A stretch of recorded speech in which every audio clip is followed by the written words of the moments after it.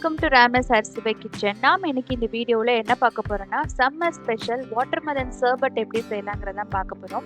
இந்த ரெசிபி பார்த்தீங்கன்னா டிஃப்ரெண்டான ரெசிபி, அதுவும் இந்த சம்மர் ஸ்பெஷலுக்கு ரொம்பவே ஹெல்த்தியாக உங்கள் கிட்ஸுக்கு செஞ்சு கொடுக்கலாம்.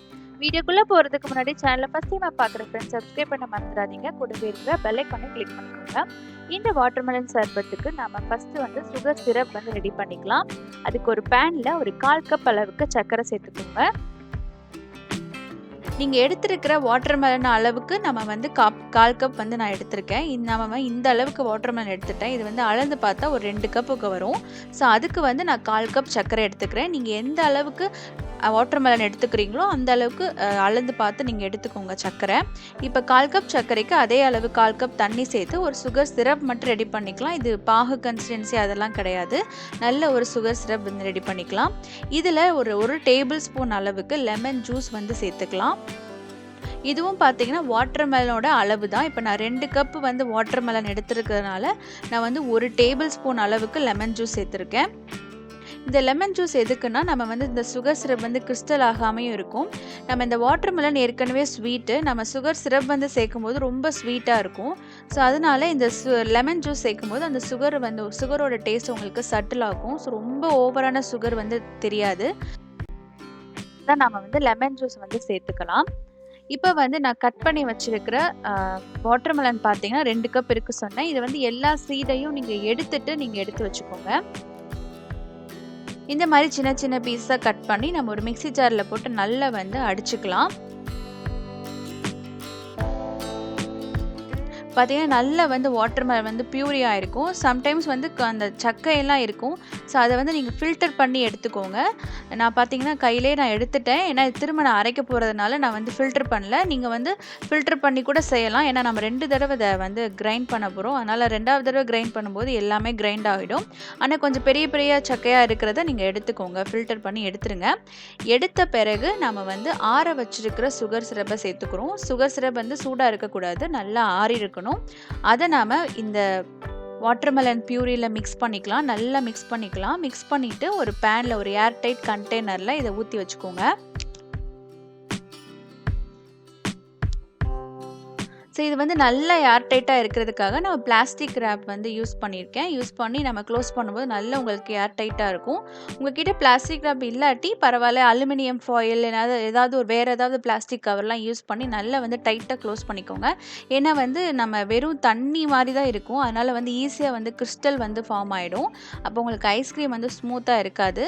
ஸோ அதனால் வந்து நம்ம இந்த மாதிரி ஏர்டைட் பண்ணிக்கலாம். அடுத்து வந்து ஏர்டைட் பண்ணி ஃப்ரீசரில் வச்சுக்கலாம். வச்சுட்டு ஒரு 1 ஹவர் கழித்து மறுபடியும் எடுத்துட்டு மறுபடியும் நம்ம கிரைண்ட் பண்ணிக்கலாம். இப்படி செய்யும்போது உங்களுக்கு அது வந்து ரொம்ப ஸ்மூத்தாக இருக்கும். ஒரு ஐஸ்கிரீம் சாப்பிட்ற ஃபீலே உங்களுக்கு கிடைக்கும். அதனால் வந்து அது நல்லா சில்லாக இருக்கும். அதை நம்ம மறுபடியும் மிக்ஸி ஜாரில் போட்டு நல்லா வந்து ஒரு தடவை கிரைண்ட் பண்ணிக்கலாம். நல்லா பிளெண்ட் பண்ணிவிட்டு திரும்பியும் வந்து அதே மாதிரி ஸ்டோர் பண்ணிக்கலாம். இப்போ நான் அடிச்சுட்டு நல்லா வந்து பிளெண்ட் பண்ண அப்புறம் நல்லா உங்களுக்கு ஸ்மூத்தான ஒரு பேஸ்ட் இருக்கும். ஸோ இதை அப்படியே மறுபடியும் அதே மாதிரி பிளாஸ்டிக் ரேப் பண்ணி நம்ம ஏர்டைட் பண்ணி ஒரு 1 ஹவர் ஃப்ரீசரில் வச்சுக்கலாம்.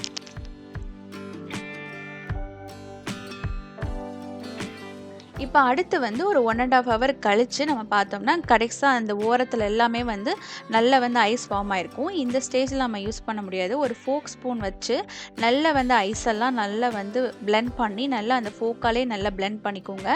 இது எதுக்காகனா நம்ம வந்து ஐஸ்கிரீம் சாப்பிட்ற அந்த ஸ்மூத் ஃபீல் வரணும்ல, அதுக்காக தான் நம்ம இத்தனை தடவை நம்ம அதை வந்து மிக்ஸ் பண்ணிகிட்டே இருக்கோம். அதுவும் ஃபோக் யூஸ் பண்ணிக்கோங்க. ஃபோக் யூஸ் பண்ணி நல்லா மிக்ஸ் பண்ணுங்கள்.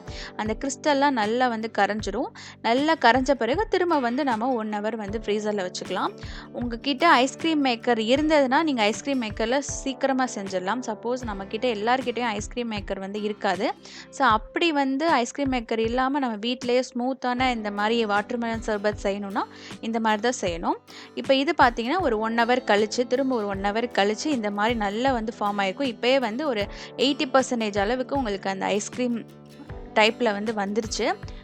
மறுபடியும் நம்ம வந்து ஃபோக்கெல்லாம் மிக்ஸ் பண்ணி இப்போ மறுபடியும் ஒரு 2 ஹவர்ஸ் ஃப்ரீசரில் வச்சுக்கலாம். அதுதான் வந்து லாஸ்ட் டைமு.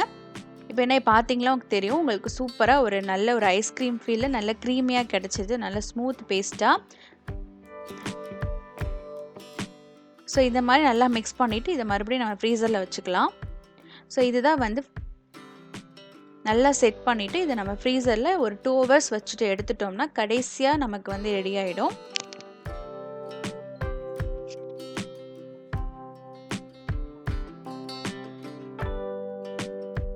ஸோ அடுத்து நம்ம ஃபஸ்ட்டு 1 ஹவர் வச்ச பிறகு இதுதான் ஃபைனல். இதுக்கு மேலே நம்ம எடுத்து சாப்பிட்றலாம்.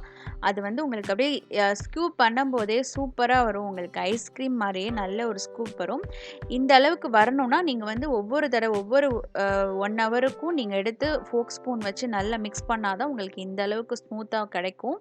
ஸோ பாருங்கள், நமக்கு ஐஸ்கிரீம் மாதிரியே ரெடி ஆகிடும். எந்த ஒரு எக்ஸ்ட்ராவான இன்க்ரீடியன்ட் எதுவுமே இல்லை. வாட்டர் மெலனும் சுகரும் தண்ணியும் மட்டும் இருந்தாலே போதும். சூப்பரான ஒரு ஹெல்த்தியான ரெசிபின்னு கூட சொல்லலாம். உங்கள் கிட்ஸுக்கு ரொம்ப பிடிக்கும். கண்டிப்பாக இது மாதிரி செஞ்சு கொடுங்க. இதுக்கு மேலே நீங்கள் சாக்லேட் சிரப்போ இல்லை மேப்பிள் சிரப் இதெல்லாம் வந்து எக்ஸ்ட்ரா ஃப்ளேவர்ஸ் அதெல்லாம்.